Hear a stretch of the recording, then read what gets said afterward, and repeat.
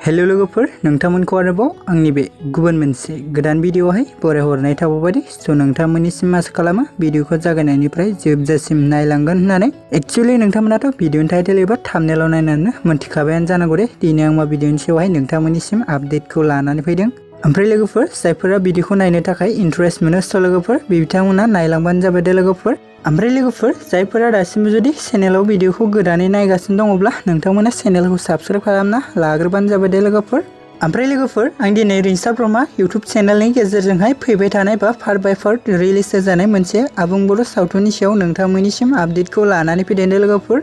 स' लोगोफोर जाय सावथुननि मुङानो जादों मैना दे लोगोफोर स' लोगोफोर नोंथांमोनाथ' बे मैना आबुं बर' सावथुनखौ पार्ट 1 निफ्राय लानानै पार्ट 5 सिमखौ गोबाङानो नायखाबाय बा नुखाबायानो जानांगौ दे लोगोफोर एक्चुअली लोगोफोर जोंहा बे मैना आबुं बर' सावथुननि पार्ट 6 खौबो रिंसार ब्रह्मा इउटुब चेनेला माखासे सान सिगांसो रिलिज खालामना होफिनदोंमोन दे लोगोफोर नाथाय लोगोफोर बिथांमोना पार्ट 6 भिडिअखौ दानफिनदों दे लोगोफोर स' लोगोफोर जानो हागौ बिथांनि भिडिअआव माखासे टेकनिकेल इसुफोरा नुजाफैदों दे लोगोफोर बिनिखायनो लोगोफोर बिथांमोना पार्ट 6 भिडिअखौ दानफिनदों दे लोगोफोर ओमफ्राय लोगोफोर जों बे भिडिअखौ माखासे साननि गेजेरावनो नुनो मोनफिनगोन दे लोगोफोर स' नोंथांमोना नुनो मोनला होननानै साननाय नाङा दे लोगोफोर स' लोगोफोर जायफोरा नायनो थाखाय जोबोद एक्साइटेड जाना दं कमेन्टनि गेजेरजों फोरमायहरनो दाबाव दे लोगोफोर स' नोंथांमोना भिडिअखौ नायनानै मोनथिबायानो जानांगौ दे लोगोफोर पार्ट 6 भिडिअखौ मानि थाखाय बिथांमोना दानफिनदोंमोन स' लोगोफोर बिदिब्ला दिनैनि भिडिअआ बेखिनियानो दे स' आसा खालामो नोंथांमोननिसिम भिडिअखौ नायनानै मोजां मोनदों भिडिअखौ जुदि नायनानै मोजां मोनदोंब्ला